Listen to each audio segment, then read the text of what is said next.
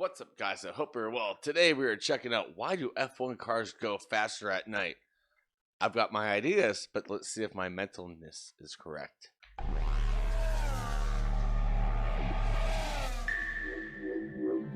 The night race is a relatively new phenomenon in F1 history. The first of its kind was at Singapore's Marina Bay circuit in 2008. But as the sport has grown in the modern era, they've become much more common. Saudi Arabia, Abu Dhabi, Bahrain, and the upcoming debut for F1 in Las Vegas later this year. It's so are hot, all that's night why they gotta races run too. those at But how night. do these night races affect how an F1 car runs, and what about them makes them go faster at night? One of the ways that help F1 cars in night races is temperature. Night races generally have cooler air than in the mid-afternoon when races usually run. When the air is cooler, engines run cooler and slightly better. It's easier to maintain the cooling elements of the car like radiators. The tyres produce more grip and don't overheat as easily, which may allow a driver to use them more aggressively.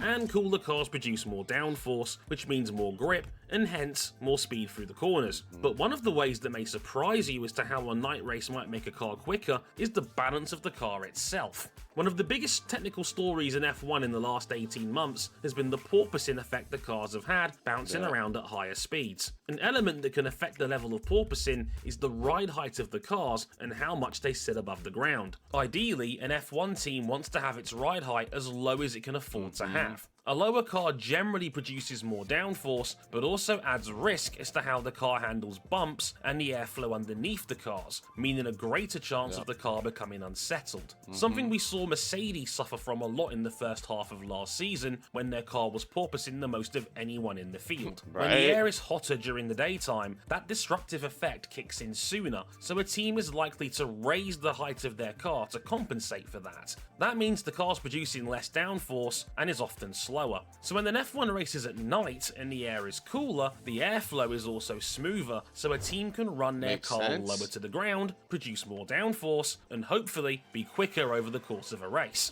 It's also why we tend to see a bigger jump in lap times between sessions during these night races compared to conventional Grand Prix. In essence, teams have more options as to what ride heights to set their car at when an F1 race is at night. It's also why teams push to have pre-season testing in Bahrain with the resources for night running over Catalonia, where the hotter daytime air and inability to run at night limits what a team can test and where it might be harder for a team to solve a balance problem with their car. Are there any other elements of F1 that you have questions about? Let us know in the comments, and if this video helped.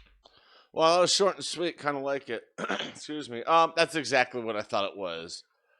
Cooler temperatures allows the cars to stay cooler, run easier. The tires better grip because they remain cooler than they do like in day races. And the night races seem to be ran in the desert, which really makes sense. Do you really want to drive an F1 car when it's like 120 degrees out? I don't think so. With that being said, I want to thank you all for watching. Stay safe, and don't forget to wash your hands.